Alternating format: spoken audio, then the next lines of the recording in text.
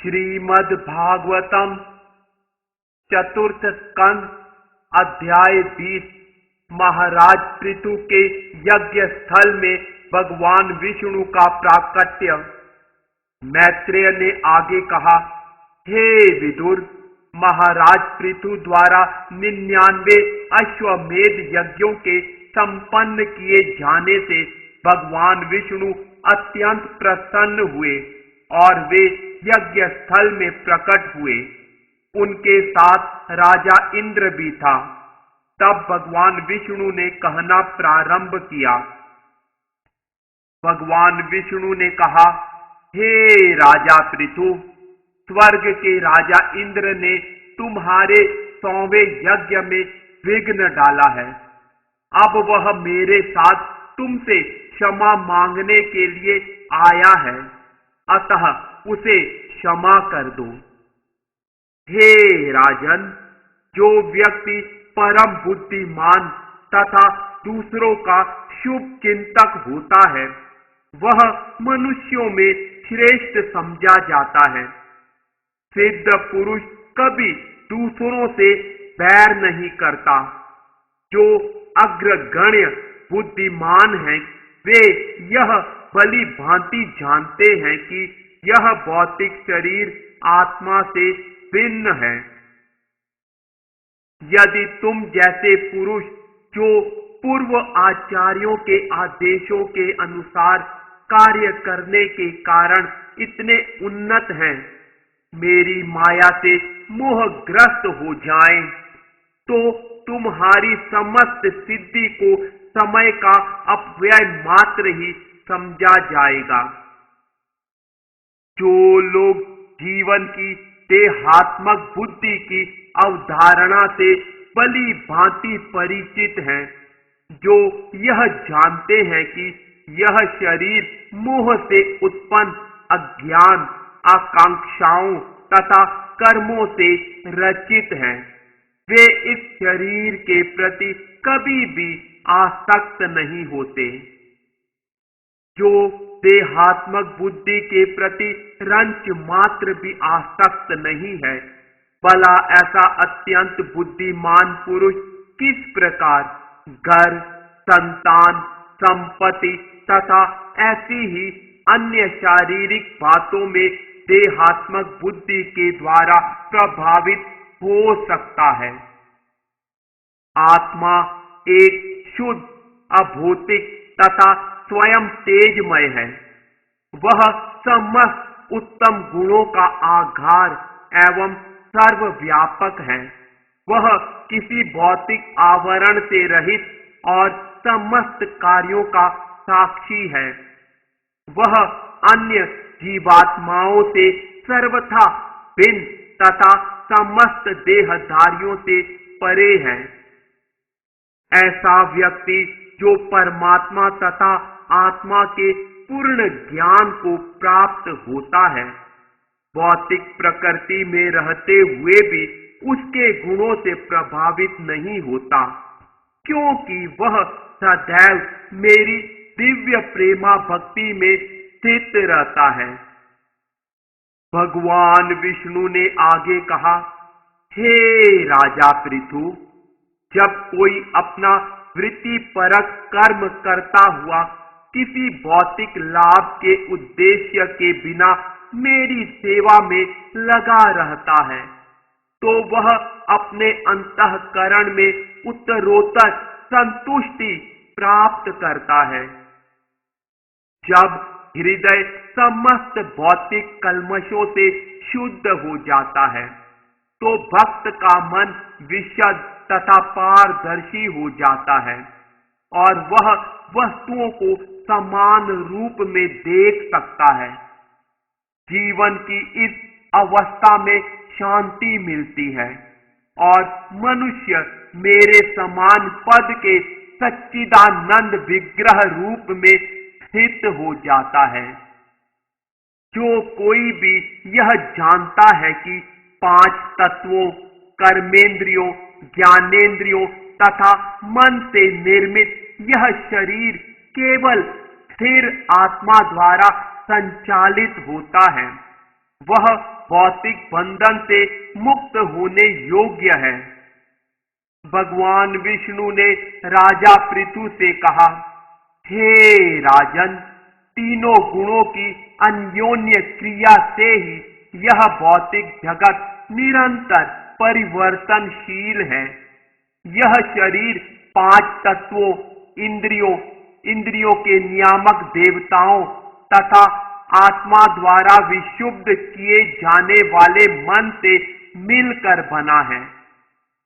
चूंकि आत्मा स्थूल तथा सूक्ष्म तत्वों के इस मेल से सर्वथा भिन्न है, अतः मेरा भक्त जो मित्रता तथा प्रेम के द्वारा मुझसे दृढ़ता पूर्वक बंधा है, यह भली भांति जानते हुए कभी भी भौतिक सुख तथा दुख से विचलित नहीं होता।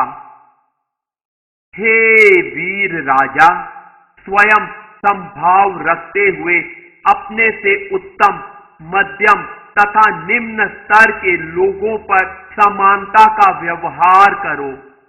क्षणिक सुख या दुख से विचलित न हो। अपने मन तथा इंद्रियों पर पूर्ण संयम रखो।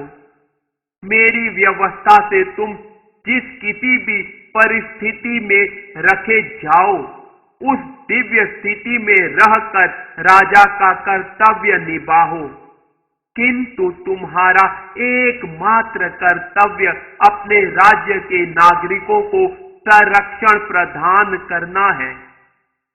राजा का निर्दिष्ट धर्म है कि वह राज्य के सारे नागरिकों को सुरक्षा प्रदान करे।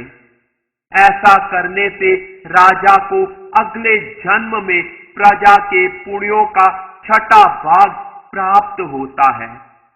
किंतु जो राजा अथवा प्रशासक प्रजा से केवल कर वसूल करता है और नागरिकों को समुचित सुरक्षा प्रदान नहीं करता, तो उसके पुण्य प्रजा छीन लेती है और सुरक्षा न प्रदान करने के बदले में उसे प्रजा के पाप कर्मों का भागी होना पड़ता है।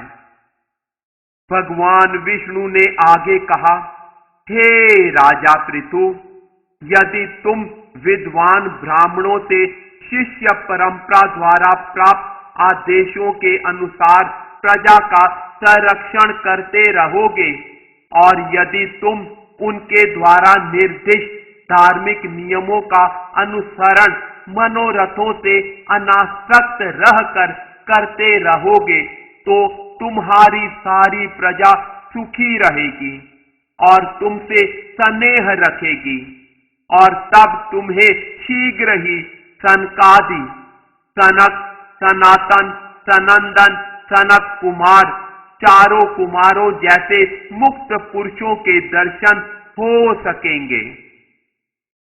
हे राजन, मैं तुम्हारे उच्च गुणों तथा उत्तम आचरण से मुग्ध और प्रभावित हूं, अतः तुम मुझसे मनचाहा वर मांग सकते हो।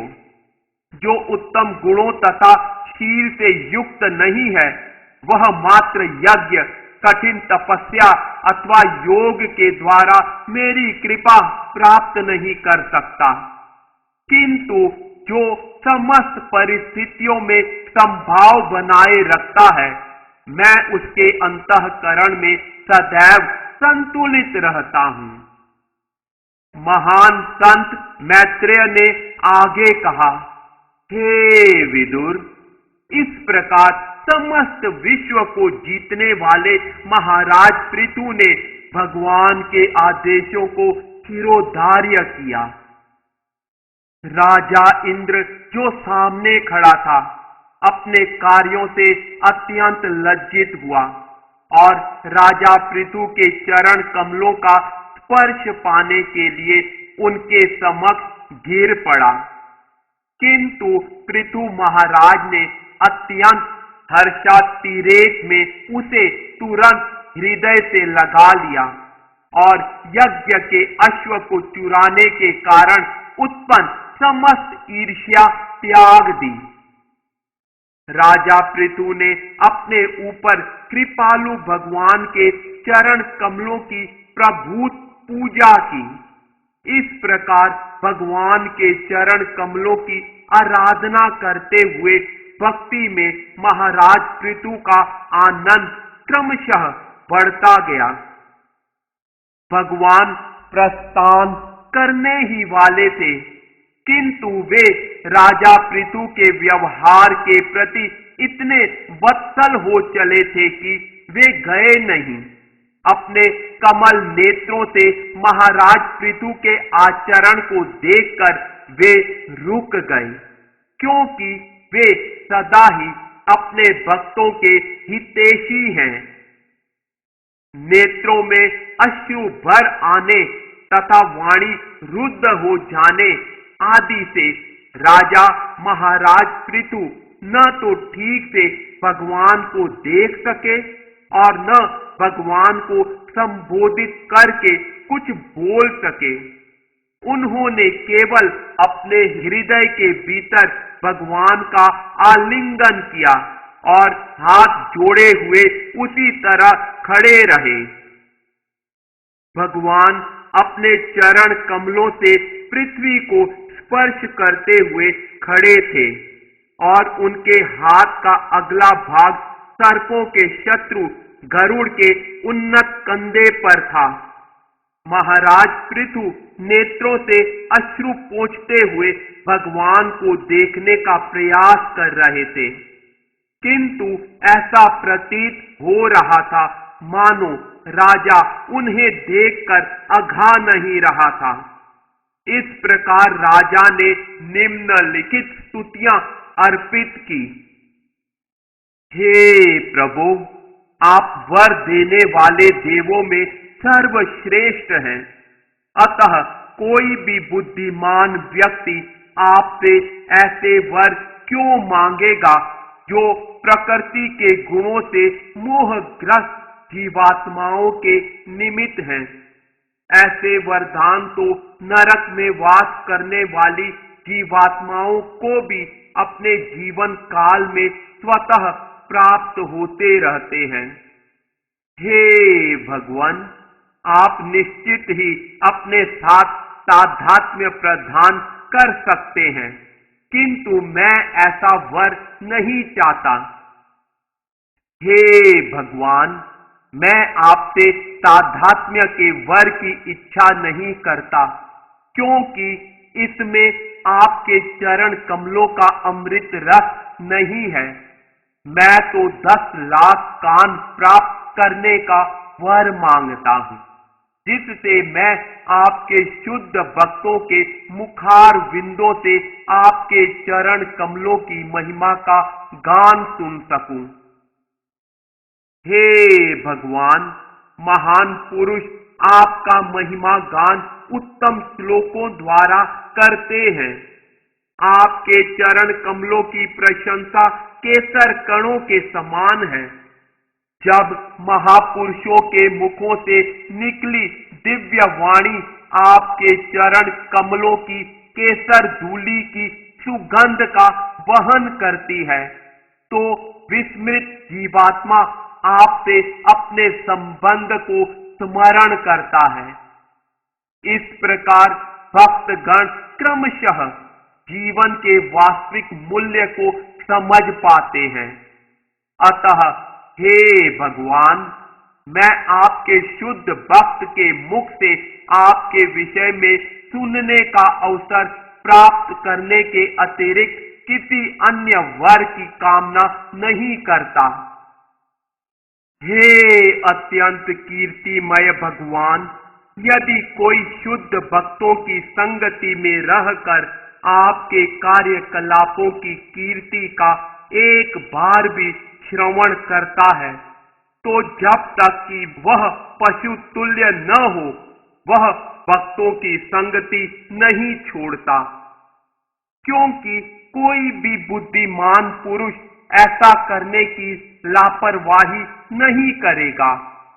आपकी महिमा के कीर्तन और श्रवण की पूर्णता तो धन की देवी लक्ष्मी जी द्वारा तक स्वीकार की गई थी, जो आपके अनंत कार्यकलापों तथा दिव्य महिमा को सुनने की इच्छुक रहती थी। अब मैं भगवान के चरण कमलों की सेवा में संलग्न रहना और कमल धारिणी लक्ष्मी जी के समान सेवा करना चाहता हूँ, क्योंकि भगवान समस्त दिव्य गुणों के आधार हैं।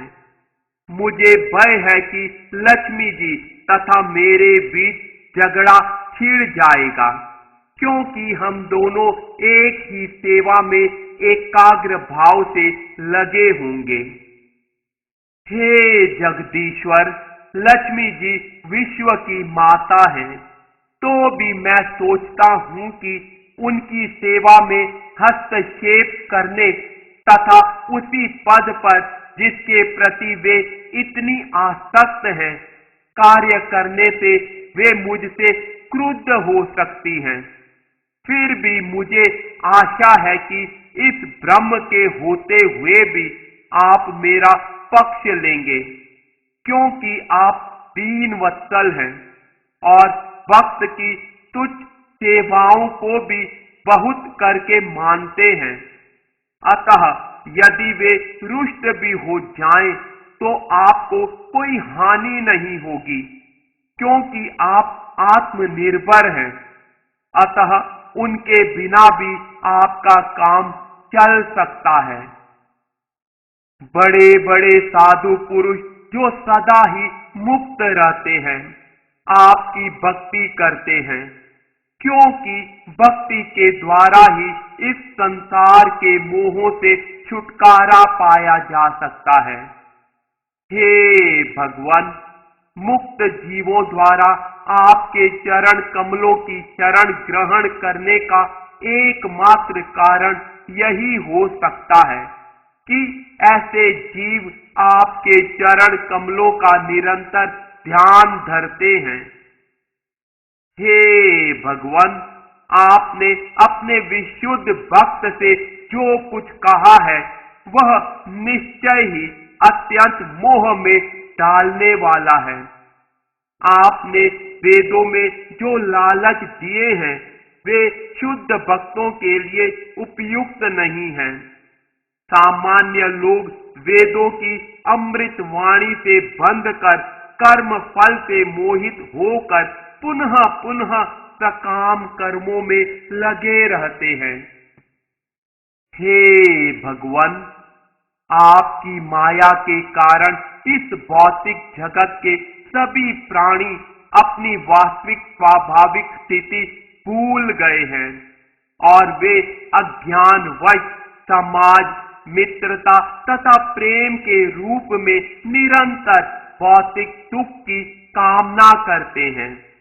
अतः आप मुझे किसी प्रकार का भौतिक लाभ मांगने के लिए न कहें, बल्कि जिस प्रकार पिता अपने पुत्र द्वारा मांगने की प्रतीक्षा किए बिना उसके कल्याण के लिए सब कुछ करता है, उसी प्रकार से आप भी जो मेरे हित में हो मुझे प्रदान करें। मैत्रेय ऋषि ने आगे कहा कि पृथु महाराज की प्रार्थना सुनकर ब्रह्मांड के साक्षी भगवान ने राजा को इस प्रकार संबोधित किया। हे राजन, तुम्हारी मुझ में निरंतर भक्ति बनी रहे, ऐसे शुद्ध उद्देश्य से जिसे तुमने बुद्धिमता पूर्वक व्यक्त किया है, दुर्लंघ्य माया को पार किया जा सकता है। हे प्रजा के पालक राजा, अब से मेरी आज्ञा का पालन करने में सावधानी बरतना और किसी भी प्रकार दिग्भ्रमित मत होना। जो भी श्रद्धा पूर्वक इस प्रकार मेरी आज्ञा का पालन करता है उसका सर्वत्र मंगल होता है। मैत्रेय ने विदुर से कहा कि भगवान ने महाराज पृथु द्वारा की गई सार गर्भित प्रार्थना की पूरी भूरी प्रशंसा की।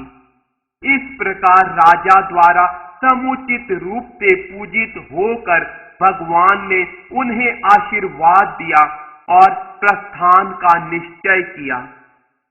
राजा पृथु ने देवताओं, ऋषियों, पितृलोक, गंधर्व लोक, सिद्ध लोक, चारण लोक, पन्नग लोक, किन्नर लोक, अप्सरो लोक तथा पृथ्वी लोक और पक्षियों के लोक के वासियों की पूजा की।